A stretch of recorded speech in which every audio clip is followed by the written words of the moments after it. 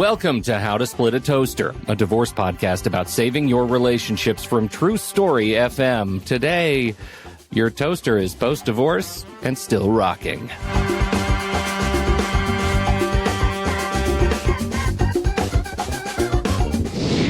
Welcome to the show, everyone. I'm Seth Nelson. I'm here with my good friend, Pete Wright.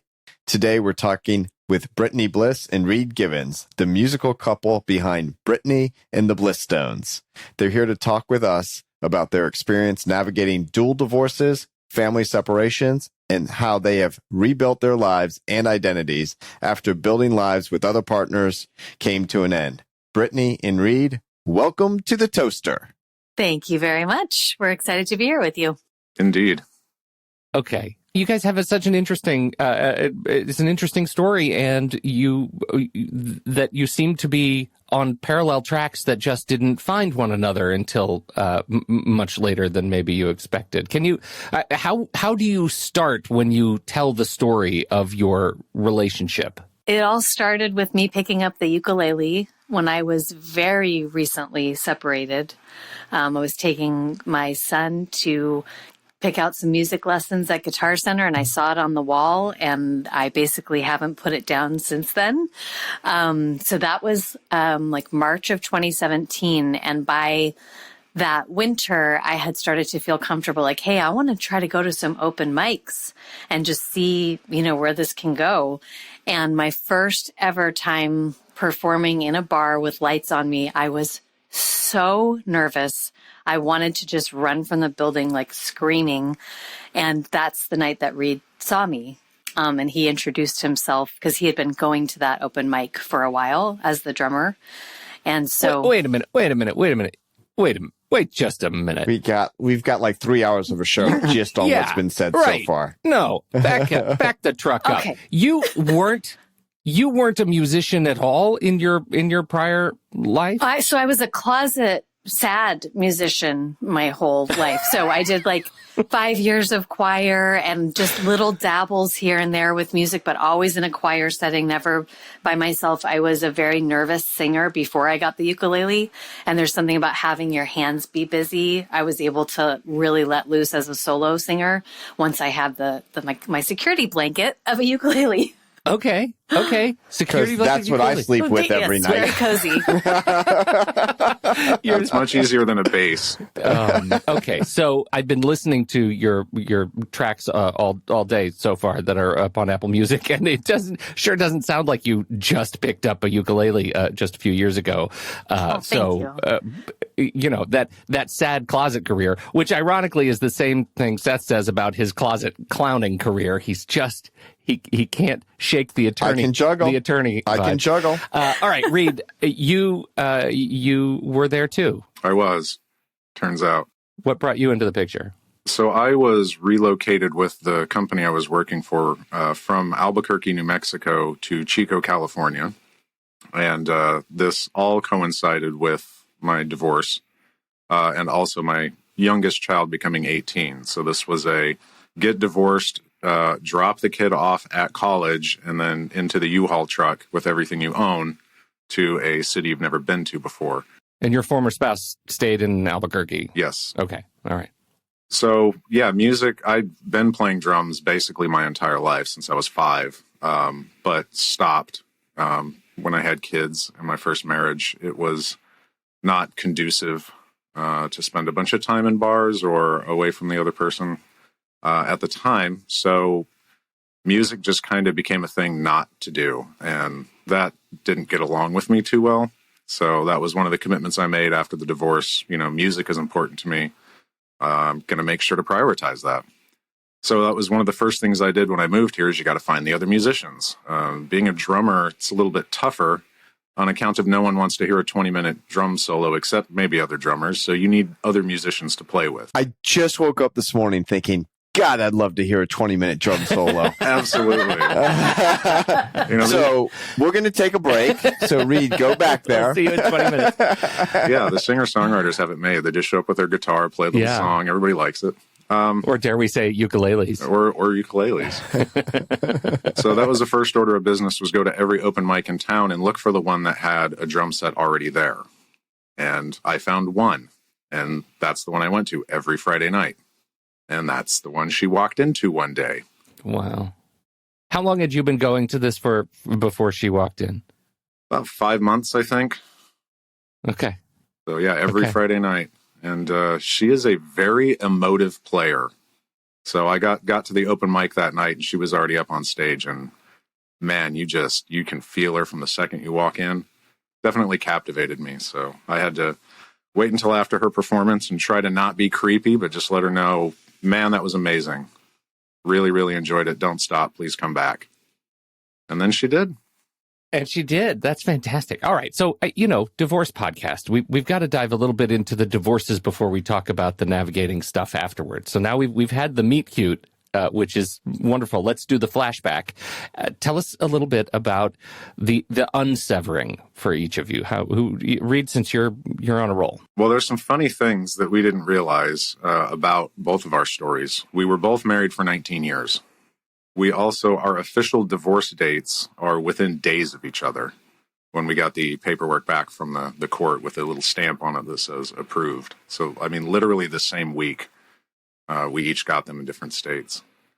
But, mine started in Tampa, Florida, and we had 2 kids together. Ding, ding, ding. Yeah. Wow. That's my hometown. That's where I am right now. Ah. There we go. Nice. Yeah, started there, had kids, moved to New Mexico with a career change, and, did the best we could for as long as we could, but didn't go well in the end. But 19 years is a long time. And then if you consider my age, we're basically talking, I turned 18 and then moved in with this person and got married. So essentially my entire adult life up to that point was built with this other person as part of that story and narrative. And so when it probably led to, I stuck around way longer than I should have, because I didn't know how really to define who I was outside of the context of, the husband and the father and all that kind of stuff. Yeah, you lose your identity. We've talked about that before, Pete. Sure. Yeah. So, there was a lot of that, but that was, it took a long time to finally go, at a certain point, there's no more excuses that can be made. This needs to end, and try to work all that stuff out. And then all the things, that I'm sure you've heard 1,000 times. It was that lack of identity. What do I do now? What does it mean to be me? Yeah. And that coinciding with, now I'm an empty nester at the same time. I don't know how much to attribute where, but that was pretty rough. That's the thing that hits me. We're in the process of empty nesting. I have 2, and one is in college, and the other one is on the way out the door, still in high school. And I'm feeling the weight of that experience. When you say we pushed her out the door and then got into the U-Haul, that's a terrifying transition to have to wrap my head around for you on your behalf. I was actually thinking about that and wondering, I hope you didn't take your stuff out of the U-Haul and jam it into the dorm room and then leave with all his stuff. And then that's just going to be bad. It's bad news. That's bad news. Yeah, it's bad news. No. Well, at least she had the cat with him for all of this. She came out from New Mexico. Emotional support cat. I see. Mm-hmm. Well, okay, so now we're sleeping with a cat and a ukulele. Yep. That's what I got going on so far, Pete. All right, so Brittany, your divorce. Accurate. Your divorce was swimming, super easy, no problems. Right? That's how yours went, right? Not so much of that. Yeah, because I described a unicorn, but keep going. I will say, though, we co-parent really well. Unlike Reid, my divorce was before I have one son with my ex-husband who's 16, and, he's about 11 when we split up. So I have been co-parenting with my ex, so we have pretty different dynamics in terms of that because I still have a minor. But I essentially met my ex-husband when I was 20, married at 24, and I left him 3 times in total, two moving out and one over a weekend. So I really tried every which way, 6 ways to Sunday to, keep the family intact. That's what my focus was. And my spirit and my vision for my life was just always so clear. This person is not, he didn't sign up for the kind of ride that you want in life. And, spending 19 years with someone and realizing they still would be perfectly happy, to just sit back and let you dream for the family and achieve for the family is like, I can't have that weight anymore. So that third time was the third and final, but we have a pretty awesome relationship now as friends and people who, spent that long together, and, really focusing on the dynamics that brings to my son, knowing that his parents get along. Yeah. Is a real, that's just a gift I know we're giving him. Were the divorces, sounds like the divorces themselves, the legal process, once you sort of separate the emotional process, was fairly streamlined. Is that a fair assessment for both of you? Is that true? On my end, yeah. Yeah, pretty much. I spent a bunch of time trying to figure out what papers needed to go where and by whom. And then at the end of it, I said I should really have someone with a degree in this take a look at this before I file anything and make a huge mistake. Yeah, I was saying if there's only anybody out there that does that for a living. God, where do you find those guys? They are elusive. They like to hide. Speaking of unicorns. Yeah, right. Yeah, exactly. You need the magic incantation on Tuesdays under a full moon. Yeah, behind the fairy tree. Absolutely. That's right. According to the National Institute on Alcohol Abuse and Alcoholism, approximately 10% of children live with a parent with an alcohol use disorder. This is an alarming statistic as a family law professional who deals with custody cases regularly. Finding the balance between the child's safety and helping the child maintain a relationship with both parents is one of the hardest things to navigate. Add in the he said, she said phenomenon that happens with divorcing couples who often weaponize alcohol use against one another, and the situation is even more difficult. All of this is why SoberLink has been one of the most important tools for my clients dealing with these issues. SoberLink's remote alcohol monitoring tool has helped over 500,000 people prove their sobriety and provide peace of mind regarding the child's safety. SoberLink helps keep the focus on the best interest of the child, which is really the most important part in a divorce case dealing with children. I've teamed up with SoberLink to create a parenting plan guide to help people going through divorce that involves alcohol in children. And you can download it today at soberlink.com/toaster. And if you take a look and you think you're ready to order SoberLink, just mention how to split a toaster for $50 off their device price. Our thanks to SoberLink for sponsoring How to Split a Toaster.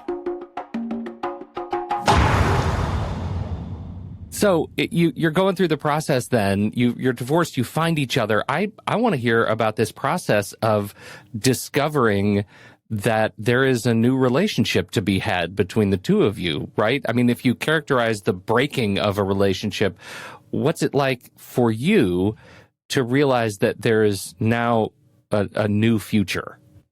How do you talk about that? Well, the first thing that comes to mind is that weekend. So 2 weeks after the first time we met, which was that very brief interaction of him saying, "Hey, I really enjoyed your performance," which I really needed to hear that night, by the way, because I don't know if any of you have seen Annie Hall by Woody Allen, but when Diane Keaton's in the bar and she's like so nervous singing and like glasses break, like that's what I felt like. And so for him to say that was like really meant a lot. And you're like, I don't care if it was a creepy guy. It sounded good. I'll take it. Nice. Take it from anyone. Step one, take what you can get. Yes. Okay, good. Noted for the show notes. Well, and there was, I felt something when I didn't even get his name. We had a 30-second interaction. And when our eyes met, like I really did feel something. So really? The next time that we saw each other was 2 weeks later at that Friday night open mic. And I got there first and I signed up and I saw him walk through the door. And it's such a famous moment for us because we both can just like put ourselves there again. I just patted the little bar seat next to me. And we spent till 3 a.m. together that night and the entire weekend. But wait a minute, I got a question. Were you shooing the cat away? No, I was in a bar. No, they're in a but the cats don't drink, Seth. They don't? I need to talk to mine.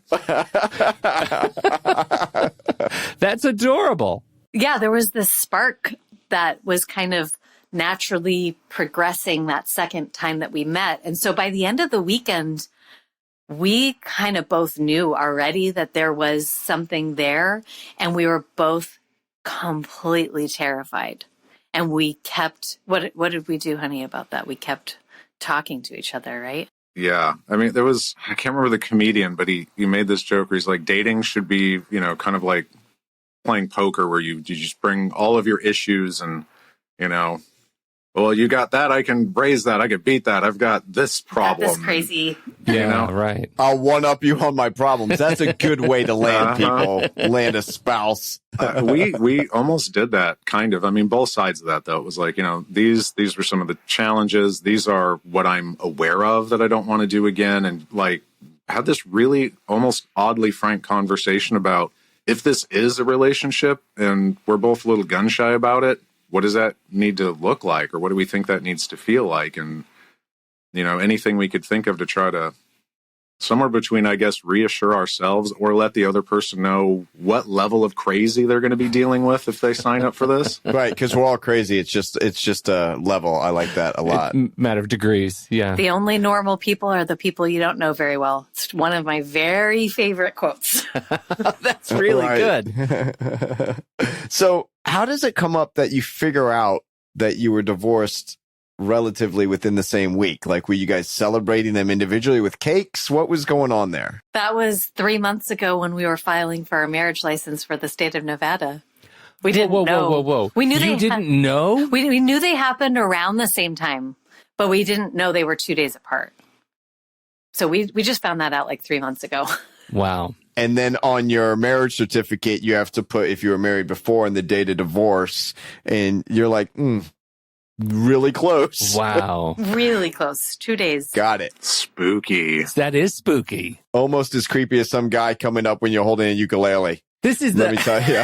This is I'm a big movie guy. So this story, somebody needs to write this story. Like, this is, I know, like, I can already cast it. Like, somebody's in this in my head.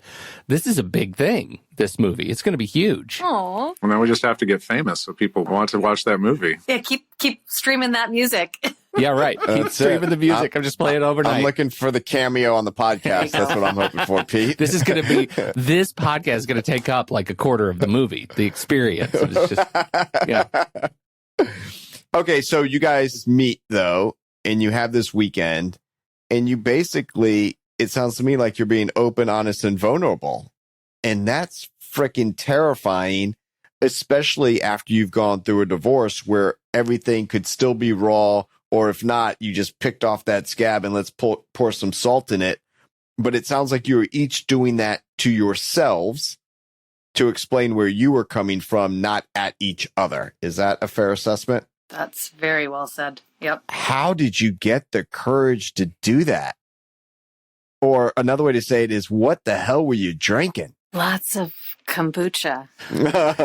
Kombucha. It's very natural. Very natural. Look, I think that question is I think it's really important for me, and as somebody listening, this whole idea of the fact that you're trying to wander through the fear while the emotions and chemicals are making time speed up, right?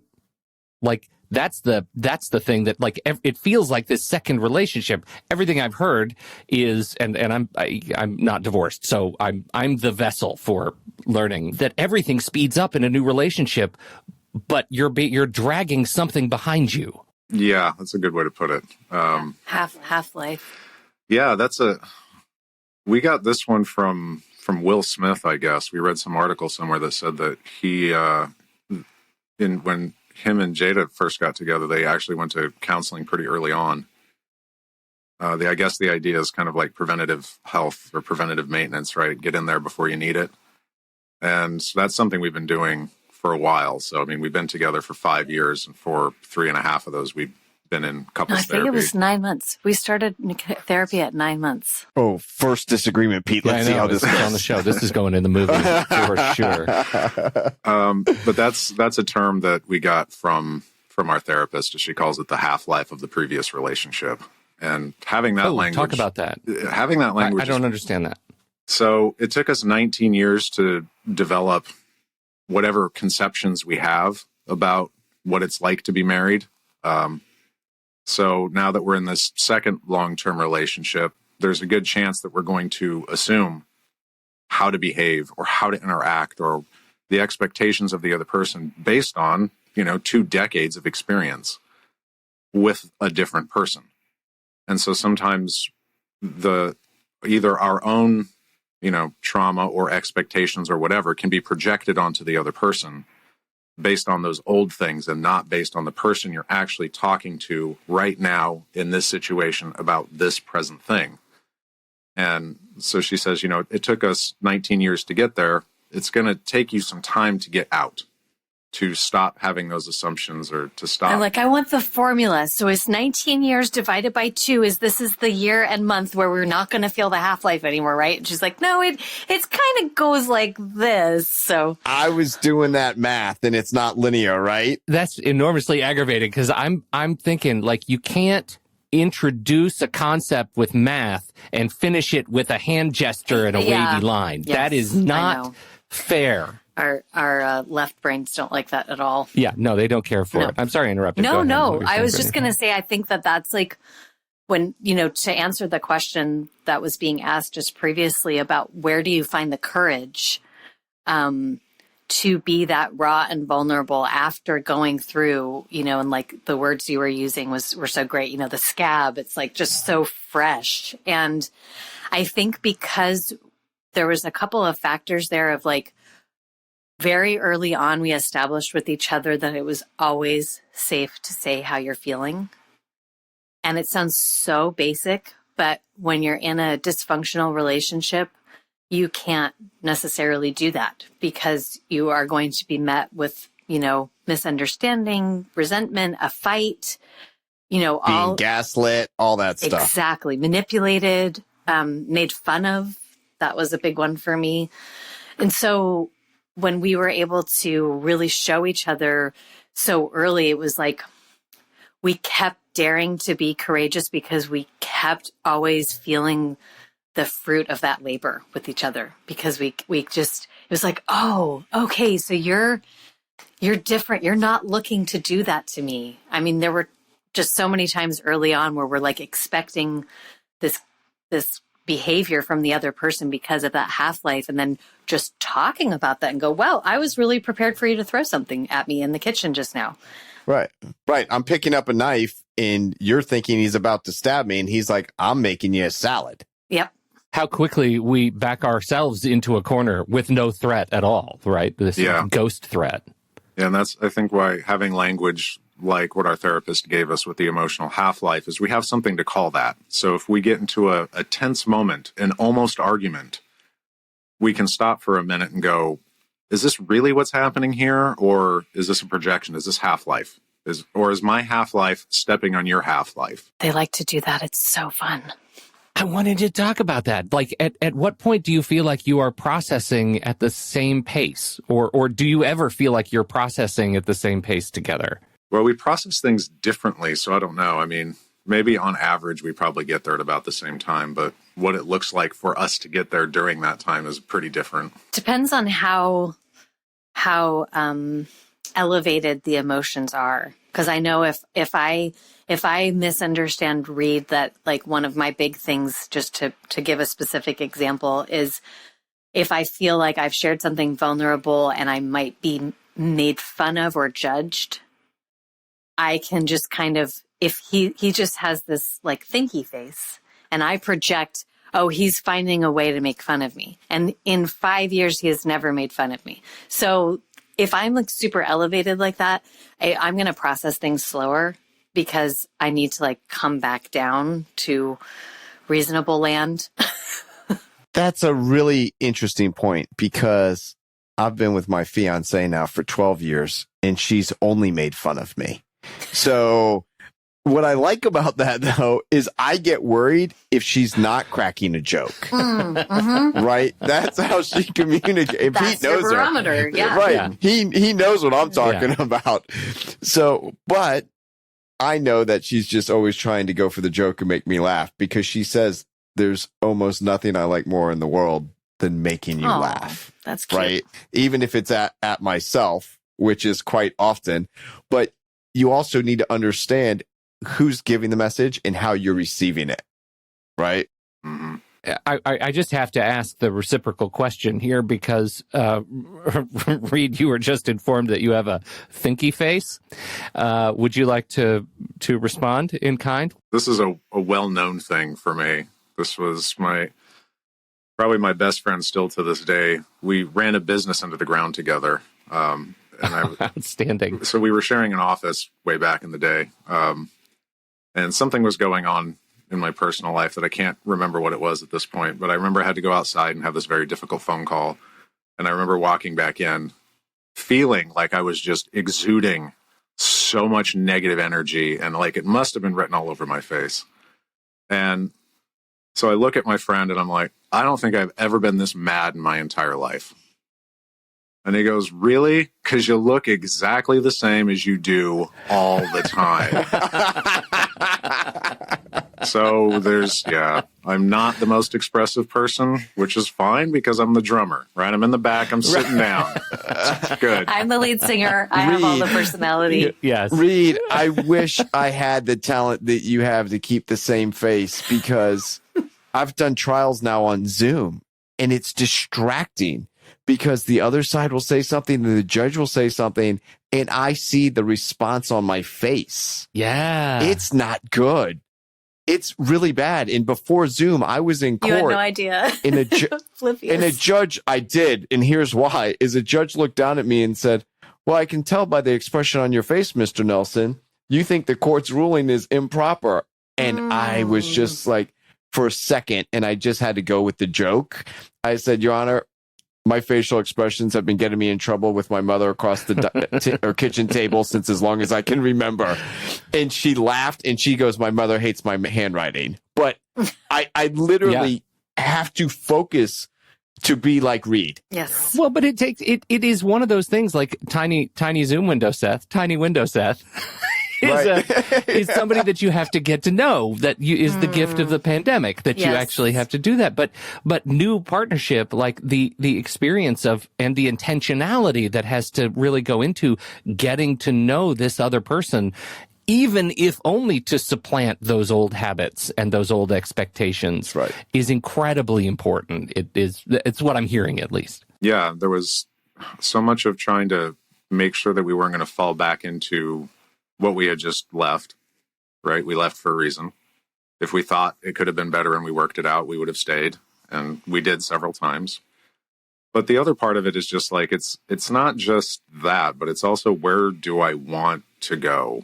That was my question. So it sounds to me, you guys are focused on this half-life, but to me, at some levels, I feel like you're inviting your former relationship into the current one. So are you working to keep that out and you're just talking about you, but not your former spouse? Does that make sense?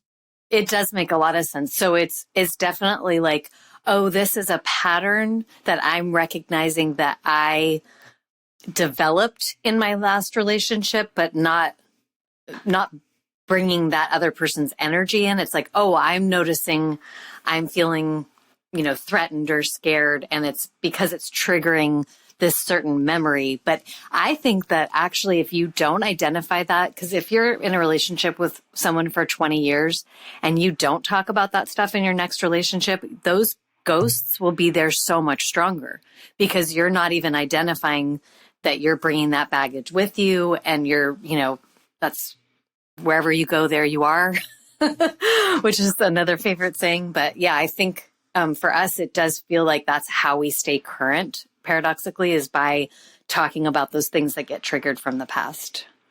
Yeah, we recently, it was a defense mechanism for me to be successful in the previous relationship, to make sure that I didn't say the wrong thing at the wrong time. And I mean, to a certain extent, that's every relationship, right? But there was certain, if my partner at the time was very elevated or under a lot of stress or something like that, it was very easy to misinterpret something that I said and then, explosion. And, who knows how long this is going to last and for how many days and how big the blast radius is going to be. So it was, if I'm unsure, I need to be reserved, quiet, say as little as possible until she could calm down, and then maybe we could talk about it later. What we've recently discovered, that doesn't work with Brittany. But that's what so if she is under a lot of stress or something, and I'm trying to, just chill out to not give her any more to worry about, that can actually feel like distance to her. And stresses her out. Exactly. It makes it worse. And, that was the thing. And it took us a while to figure that one out, by running up against that a few times until we go, oh, okay, that's what's going on. But I guess back to what Brittany said earlier, it was that very early decision that it's always safe to share what you're feeling allows us to have conversations like that, even if we don't know what's going on. Yeah, I hear that because once, this was many years ago, my fiance goes, I don't understand what happened in your last relationship. You get along with your former spouse. She's absolutely wonderful, great. She just had all these compliments. And I said, well, the joke is, well, I messed it up, which I actually thought is a true statement. And she goes, but I just don't get it. And I said, do you know when I tell you my chest feels tight? And she's like, oh yeah, you're like horrible. That's like when you're at your most stressed. And that's actually a code for now. Because sometimes if my chest is just tight, I might not be able to vocalize and say what's bothering me, but I can feel it. And so now I just say my chest is tight, and my fiance knows what to do, right? Whether it's give me a hug, give me space, like whatever it might be. Mm-hmm. But I told her my chest was tight for 3 years. And she was like, oh shit, I would have not put up for that for 3 years. Like, are you kidding me? But hey, I'm a wordsmith. I'm a lawyer, right? I would get tongue tied and tight and not even know how to express what I was feeling. And I can still feel that emotion physically. And then if I breathe, if I calm down, if I do all the things that we talk about just to get in the right headspace to then say, okay, I think this is what's going on. So do you have like little triggers that you can feel and then you can quickly express so you don't explode things in your new relationship? Yeah, we have a little saying, I have a weird. And we've sort of borrowed that too from this next part from Brene Brown of like, I'm making up a story. I'm making up a story right now that I just really pissed you off because you wanted help with dinner and I just want to play the piano. And then we'll talk about it. So we have that little that's like a heads up to the other person, like, hey, the next thing out of my mouth might make zero logical sense and I'm having some strong feelings. I think so. It's so great to have that container, that shared language with your partner, like you were just describing with the tight chest. We do that too. And we've been doing that with our kids, this whole idea of like, we're all the star of our own movie. And sometimes you need to look around and see if you're just a supporting cast member, right? Sometimes you've got to be able to read what's on screen right now. It might not be about you this time. That's a good point. Yeah, a friend of mine, they've from the outside looks like they've had a perfect marriage the entire time. Yeah, but their trigger word, I suppose, that's kind of similar to ours, is they call it the circle of trust, which basically means I'm about to say something that's going to sound really critical of you. Yeah. But you're going to, the intent is not to be mean to you. The intent is to try to bring this to your attention and maybe have some dialogue around it. And so it's interesting to me that, depending on the scenario you find yourself in, that seems to be a really handy way of doing it. And I keep seeing that crop up in different places, this prefix, this predefined, if I say this, like you were just talking about, my chest is tight, I don't have to know what that means, but it informs the other person, right? If this gets said, it means something else. And that's easier to remember in the moment when you're stressed out, is what's the phrase? That's right. Instead of what am I actually feeling? Mm-hmm. Too many people lampoon having a safe word. I'm telling you. Yeah. There are many contexts other than, Yes. that one where a safe Yes. word comes in handy. Totally agree. But I tried like double bacon cheeseburger. It just doesn't work. No. Avocado. No, it doesn't really work. Are you hungry? Do you want a snack? I have a thing, and I'm sure there are many ways from Sunday that this isn't healthy, but we have a thing in my marriage where if there's something that's really on my nerves that my wife's doing, and I need to get it out, and I know it's going to come off as critical or judgmental, we always start with, is there something you really hate about me right now? And she knows immediately that I'm going to ask her to change something about her life, but that she gets a free crack at me too. And so as long as it's reciprocal, the balance of sort of emotional power is maintained, and we're totally even, because I get off my chest my thing, and she is able to just have a freebie. Anything she wants, I'll do it.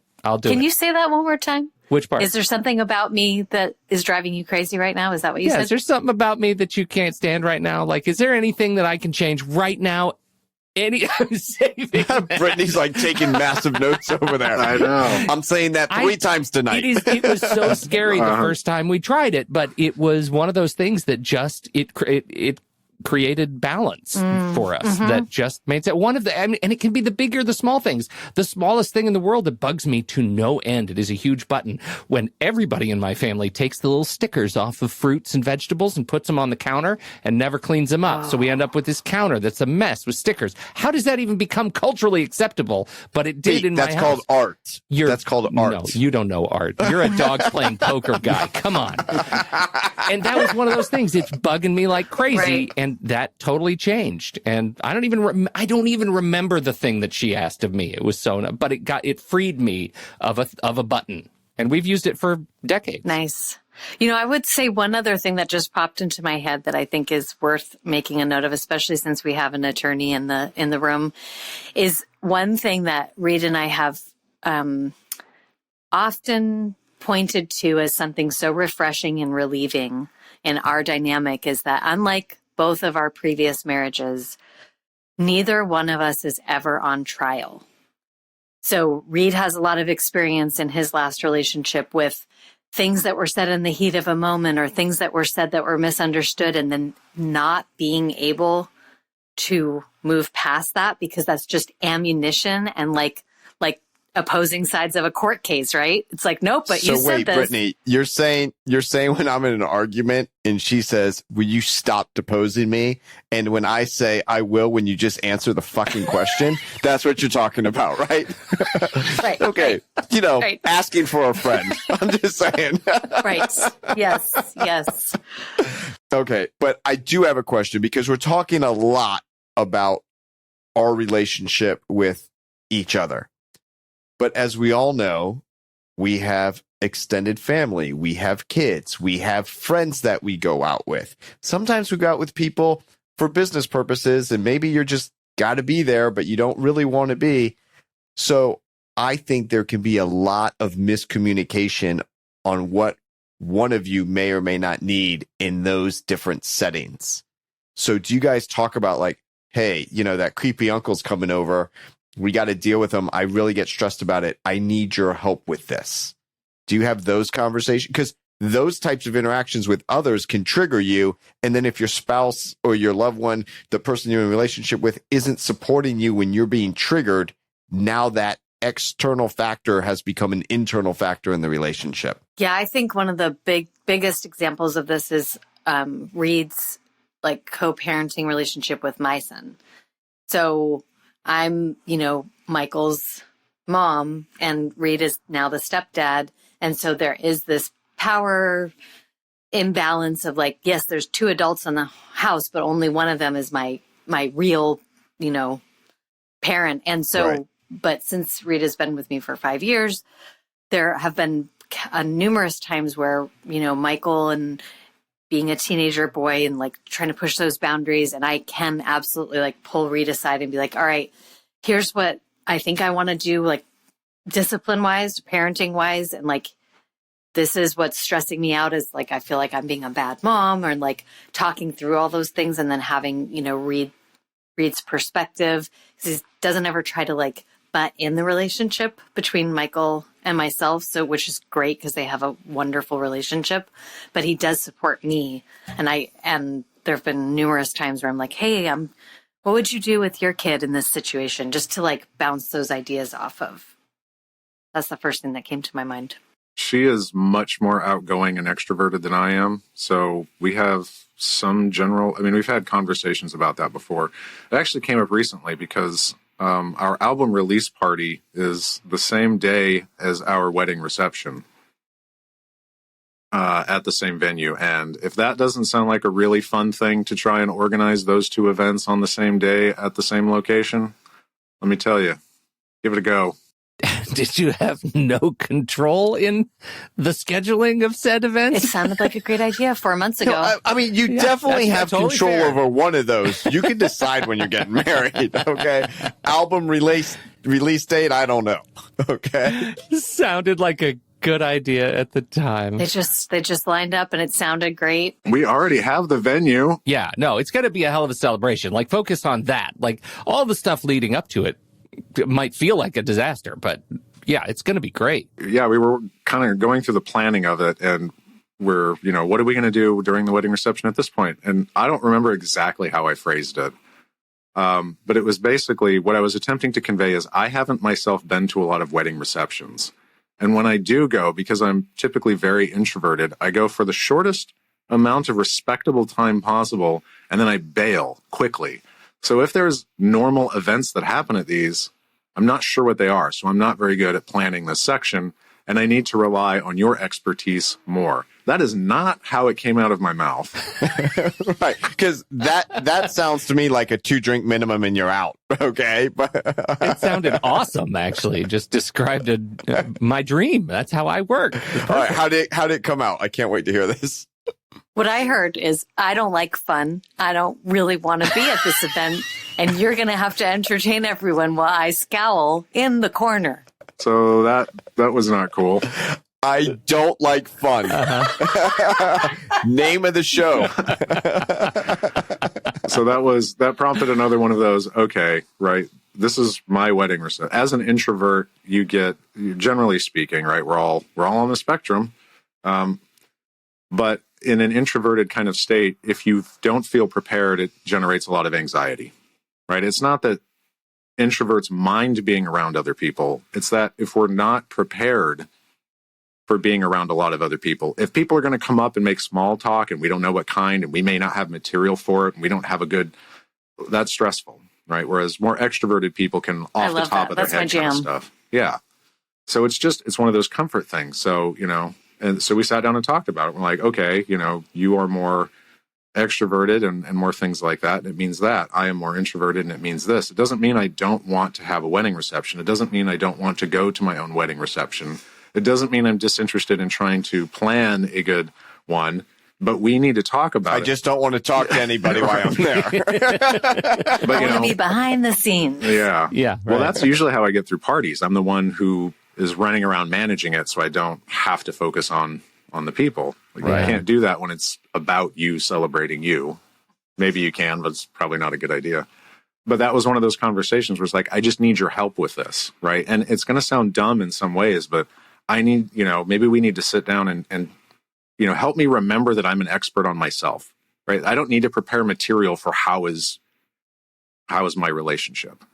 I know it. I know that 100% of that. I don't need to prepare for it. There's not some weird question that's going to come out of nowhere that's going to floor me at my wedding reception. I think it's brilliant. I think the fact that you basically have this miscommunication about planning a wedding reception, and then that brings out really your personalities and how you deal with it and how this makes me anxious. It's not that I don't want to celebrate that we're getting married and I like all the people we're inviting, but here's my issue. How do I get through it? Help me through it.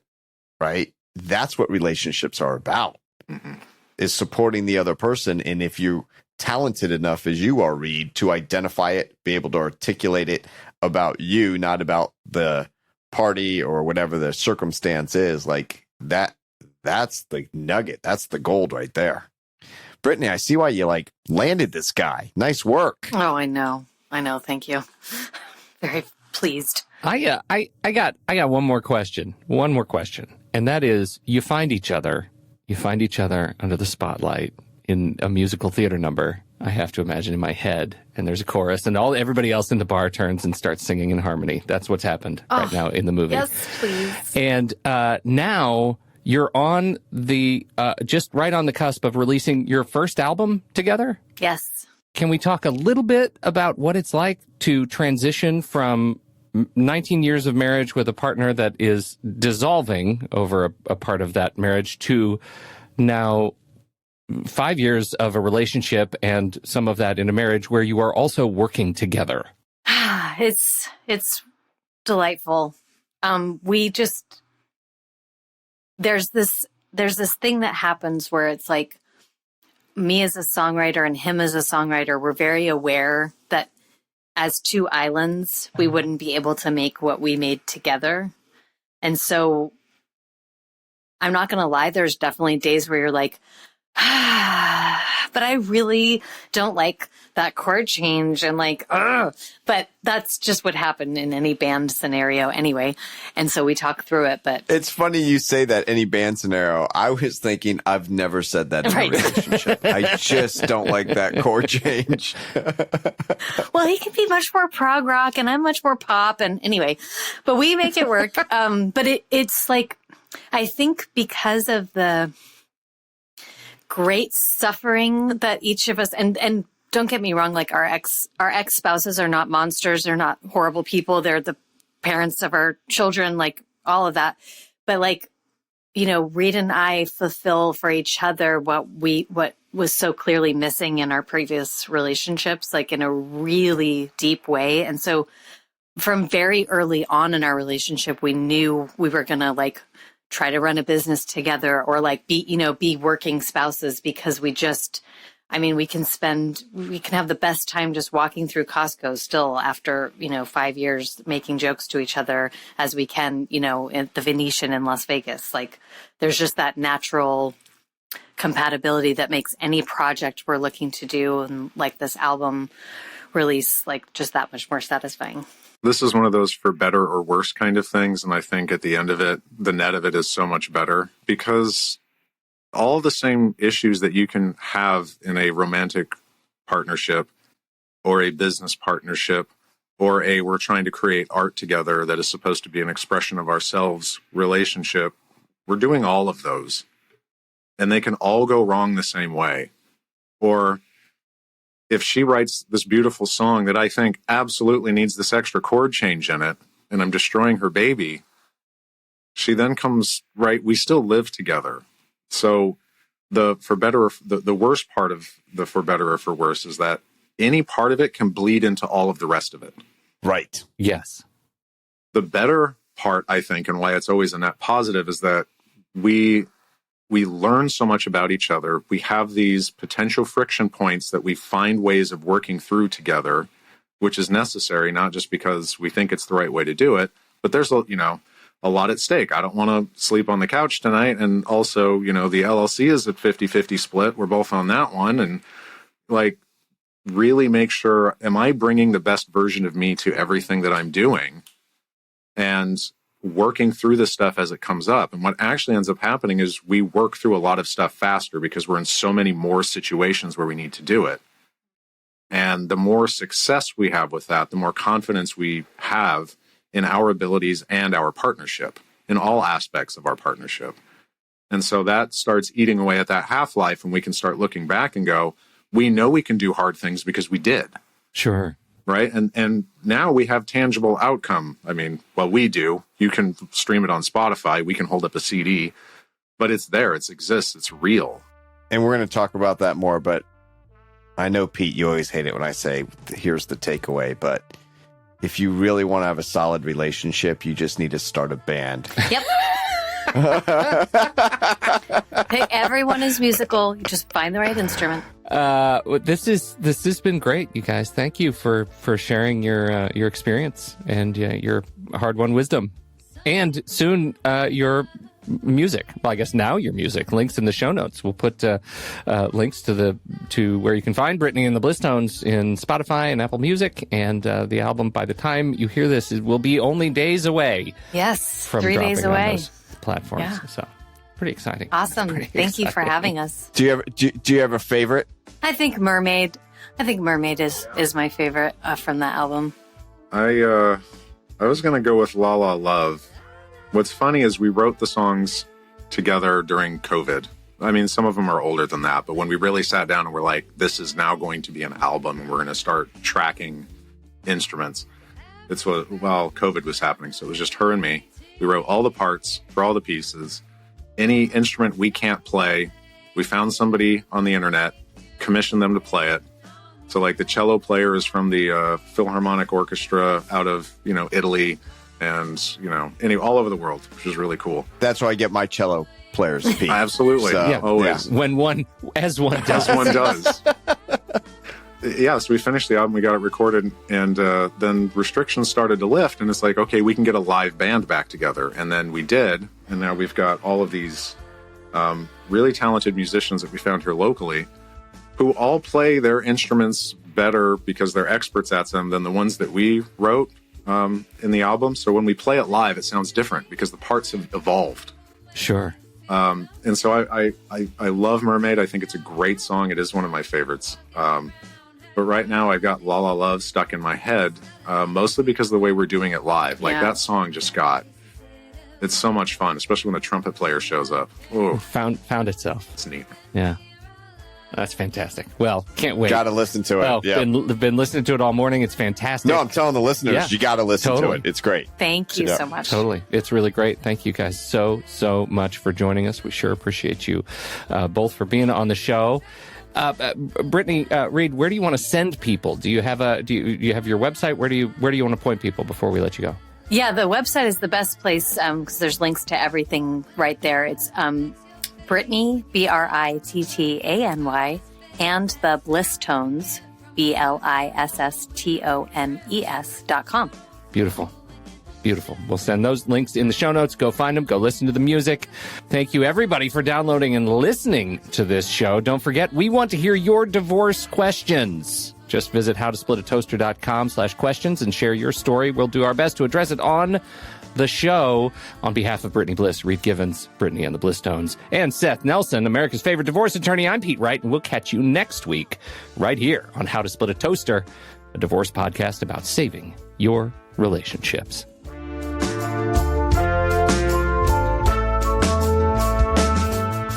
Seth Nelson is an attorney with Nelson Coster Family Law and Mediation, with offices in Tampa, Florida.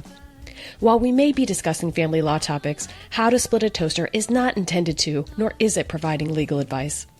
Every situation is different. If you have specific questions regarding your situation, please seek your own legal counsel with an attorney licensed to practice law in your jurisdiction.